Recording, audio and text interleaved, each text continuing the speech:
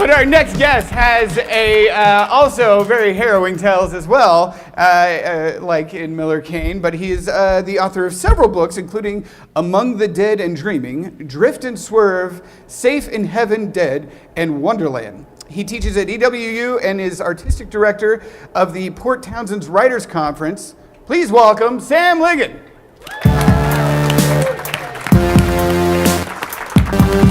Sam, how are you? Thanks. Hello, nice Have a to meet you. seat. Okay.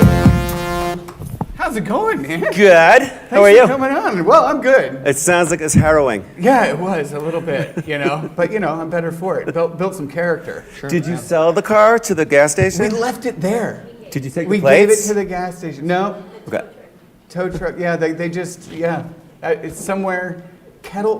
Maybe they Kettle framed it and put it Falls, on the it's- roof as just like I the forget what it's testament to the called. last strand. Yeah, there's just some like one Fool tooth from like Caterpillar, yeah. you them stories got a car. It's the car. We had a movie boy come through. We had them Hollywood type. Yes, but Miller Kane is equally harrowing, if Yes. not more so.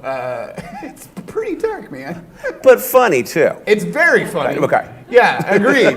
Tell us about Miller Kane, actually. So the story is about a guy who is a kind of a fraudulent historian, meaning, and a historian friend was like, "What do you mean by that?" And I was like, "Why? Because is that redundant? Is that what you mean?"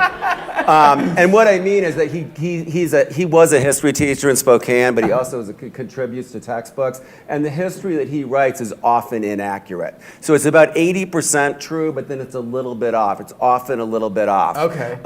Or it's often massively off. So I was interested in that. So he's a fraudulent historian. He makes his living conning the survivors of mass shootings. So that's kind of the dark part. Right. We're in the American moment of this guy's going from one mass shooting to the next. And he's helping people, and he's also ripping them off. Yeah. He's conning them. He gets a call from the woman he loves who's up in Skagit, other side of the state in Washington. It's like, you need to come home and get Carlene, which is her daughter. So he comes home to rescue this girl, and then gets her on the road with him and is kind of trying to stay between the trouble ahead of him and the trouble behind. People are coming after him because they want their money back. Right. Right. Yeah. So people are like, "Where's my money?" Yeah. It's a really interesting. I'm just a bit into it. I Okay. just started. So in that I first really- section, you see the guy come in who says, "Where's my money?" Right. Yeah. It's fantastic. I'm hooked, and I'm liking. I'm reading it through the Inlander. Yeah. Okay. Cool. Which means it's going to take you a year to read it. Right. Yeah. Which is that's the kind of pace I read it. So. But that's This is a really weird, right? It is. I It's mean, really cool because it's a thing that used to be done Right. Yeah, quite yeah. often. They Yeah. serialize novels or stories in newspapers and things like that. And how did that happen? So that was the Inland Arc. Jacob Fries at the end of it. This is maybe 2 or 3 years ago. He said, "Why don't we?" Because I was working for him. I was writing stuff for him, and he was great. The Inlander publishes so many weird things, and it's a writer's paper because he brings a lot of people in, and he's like, "Want to do something?" right. And I'm like, "Okay." Yeah. And he's like, "Why don't you write about booze?" And I was like, "I don't want to." And he's like, "Well, what if we called the thing that you did about booze?" I was like, "Okay." Yeah. So I would mention, I'd be like, I'm in the Denver airport having a beer. And then I'd write about, something that had nothing to do with that, which Right. was really cool. Or Kate and I were in Iowa and bought a whip at the Iowa State Fair. And so I got booze into that somehow, but it's always just weird shit that Yeah. he lets me do kind of whatever I want. So Yeah. a couple years ago, he's like, why don't we do, what if you wrote a novel for the paper? And I was like, no, that's horrible. That's a horrible idea. Not going to do that, Really? Yeah, because it's bad. I mean, it's too hard, right? I mean, the way you write it, I think the way you write a novel is you Like, write would it. you write the novel first? Yeah, and you write it first, and then you figure out what it's about, And then you can put in the. and then you write it again. Yeah. Once you know what it's about, then you write it again.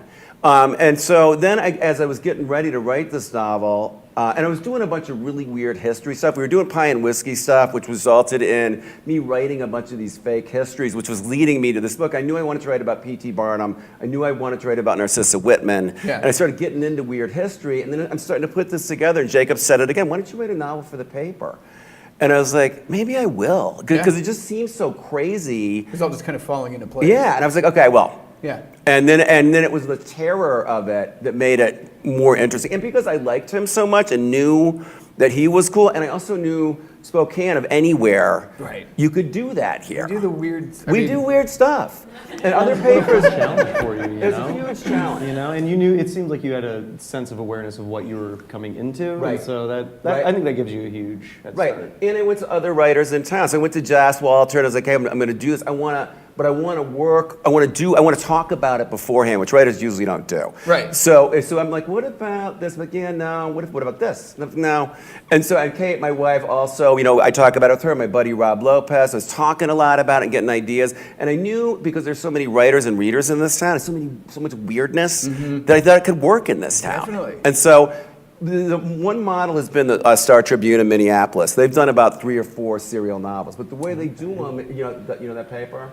I mean, I don't think specifically. It's a big daily in Minneapolis. Is that one David Simon ever wrote for? He Do you know might if have. He okay. might have. Okay. But the way they did their novels is they bought them. So they were in the can when they ran them. And then they financed them through digital sales. So if you downloaded a Kindle, this is how they financed it. But the whole thing was done, meaning there's absolutely no risk. Yeah. And when Jacob and I talked about it, he was like, well, how far do you want to be in it? I was like, well, it'd be good if I was halfway. And he's like, okay. Well, I couldn't get halfway. Right. I mean, I got 16 weeks into it when we started. But our thought was always like, okay, we're not going to know what we're doing. It's going to be scary. That's good though. Yeah, it is good. It is good. I mean, I thrive that way. Is that work for you? We're going to find out. Right. You know? I mean, so we just ran what just ran? I think the 11th one just ran. Yeah. Which means he's got 5 in his pocket right now, and I just finished 7 new ones. Okay. So. Feeling good? You got some breathing room? Yeah, kinda. I mean, I'm in a place where everything I've done I like at this point, but I think I'm going to get to a point where I'm like, okay, I just got to get this out. Yeah. So. We'll see. Right. Keep picking we'll up see. the Inlander. We'll see. But another thing that's Spokane related, when that Freeman shooting happened last year, Right. I knew my guy was on the road. I knew he had this kid he was going to pick up. I knew he had all this history stuff.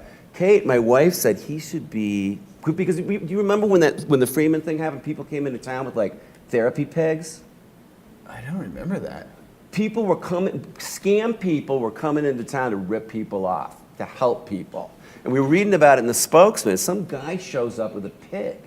And it's his therapy pig. And Kate was like, that's what your guy should be doing. Oh. And what he's doing is a little bit more than that. And he's also doing cool. I mean, I think he honestly is helping people too. But the idea of, I'm going to help you while I take your money, feels purely American to me. The beautiful way. Well, it made me think of did you ever see the movie Leap of Faith with Steve Martin, where he was like a traveling? Oh yeah, I do. What's the guy who put the big church, like, you know, the traveling church? That like Billy Sunday? Yeah. Okay. So it was a movie about that, but it's very funny. But it's basically that idea where, you know, a lot of. Is it Benny Hill? Not Benny Hinn. Benny Hill, but Benny Hinn. With the yakety sax and the Benny Hinn, who had the like big, you know, those like tent revivals, old timey, the revivals. That's what I'm trying to think of. Yeah, and they would travel around and it's kind of a ripoff. Like, right. I mean, they ask you to pay, like, you know, they sucker people into giving them all of their money. So I got that vibe from it when I But I mean, and because I've been reading about P.T. Barnum so much, so I knew I wanted to get into the Barnum thing. But Barnum's whole thing was, you know, the mark is always complicit in the con. Yeah. Well, this is a guy who's ripping people off and wants to, you want this, right? Mm-hmm. Right. I'm going to take your money. You want this. Yeah. And this is his theory. The Mark's complicit. The Mark wants to be involved in it. Or like Buffalo Bill, his whole thing was people want to be able to call something as false. Yeah. Right? So the pleasure of Barnum's thing was, Barnum's first con was Joyce Heath, who was George Washington's 187-year-old nurse, or something like that, maybe 147 years old. But it's like 1830s, like, come see George Washington's nurse. She's 147 years old. People came. Like, that's bullshit. Right. Like, well, what are you gonna do? Come look I would at it. go. Right, yeah, right. So, and he would plant the stories in the newspaper that said, that's bullshit. Yeah. And then he would plant the stories that said, no, it's real. So people would start his own controversy. Right, start just the generate controversy. everything. People would come and they'd see that, like, I can tell that's fake. He's like, yeah, you're right. And I realized that, and then Buffalo Bill would do it too, and they tell these lies. Writers would come out from these, and he got it from Bill Hickok. writers would come out to Platte, Nebraska for real Western stories, cowboy outlaw stories. Right. And these guys would tell stories, and the writers would be like, this isn't true. Yeah, just making it. And you're like, Tall tale. right, it's a tall tale, but what Barnum realized was, it's like it's the same thing as reality TV. Yeah. It's the exact same thing as reality TV, which is that it's a superiority fix. Yeah. You pay to be like, I'm smarter than that. Yeah, these people are idiots. I'm smart, that's fake. Yeah. And then Barnum's got the money, And so I think there's something going on with my guy that's a little bit like that. Like he's honestly giving people something, but he's also Yeah. taking That's a their great money. platform for a character. For Oh, all kinds man, of I love it. conflict It's and growth. fantastic. Whatever It's you really wanna do with it, interesting. You know, that's Really perfect. highly recommend you start reading into it. It's really great. Earlier you mentioned pie and whiskey. I Right. want to talk about that real quick. Yes. What is pie and whiskey? So pie and whiskey is another Spokane thing. So pie and whiskey is a reading that happens during Get Lit, and we started. My wife Kate, and I started it. This year is going to be the 7th year. We do it at the Cracker Building. It used to be at the Women's Club. Has anybody been to pie and whiskey? Okay, so you know what it is. We bake a bunch of pies. We got Dry Fly gives us 2 cases or 24/5 of whiskey. And the way it started was Kate and I started doing it in Port Townsend because we were teaching out there. But when we started doing it in Spokane, which was the first really real pie and whiskey thing, we knew Spokane did weird things that people would come out for. I mean, like Pig Out or Hoop Fest or Bloomsday or this. Right. That there would be things that people would go to in Spokane. So like, let's Yeah. do a reading where we bake a bunch of pies and get some whiskey and have writers read. But the writers are going to be good. And by good, I don't mean good writers. I mean good readers. So that because we go to a lot of readings. It's engaging. Right, it's engaging. It's not boring. Yeah. Right, you know the readings. Some readings are boring. Almost all readings are boring. And we go to a lot of readings and they're boring. And it's not that the writing's bad. Right. So we're like, let's get people who really know how to read. Let's give the audience whiskey and let's give them pie, and it'll be free. Yeah. Right? And so we, No brainer. Right. I mean, But we thought right. We didn't. Well, we made. Kate, how many pies did we bake?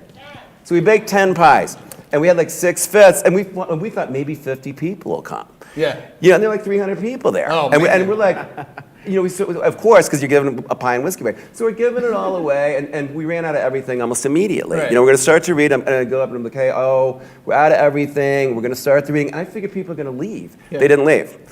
And so we did the Because you reading. had good readers. Well, I don't, because I'm polite. Right. I mean, I don't really know why they did. I would have left. I should If start was- offering pie for this show. Sorry, we ran out. Right, you could do pie here.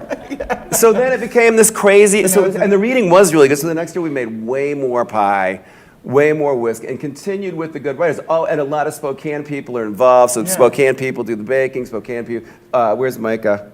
Oh, yeah. I know she's Micah right- from she's Batches right here. We too. use her kitchen. Don Poffenroth from Dry Fly supplies the booze. I mean, all this stuff is given. You know, Yeah. so Spokane people come, and it's a lot of Spokane readers, and it's cool. Yeah. You know, and it feels like this When is weird. that now? It's this year. It's April 25th. It's always in April. Okay. Yeah. April 25th. And we've done it in other places, but we always want to do it places like here. Right, yeah. Because there's more, the energy's, like, so we've done it, we did it in Seattle. It was really cool, it was really fun. It's more fun here. Yeah. Because Spokane crowds. All right. I also had it in my notes that you worked at a library. I worked in a but I say library. Oh, okay. Well, Yes, there. I did work in a library. When When I was in grad school at UNH, New Hampshire, I was the night stack supervisor of the library. Oh, okay. So I would, do almost nothing.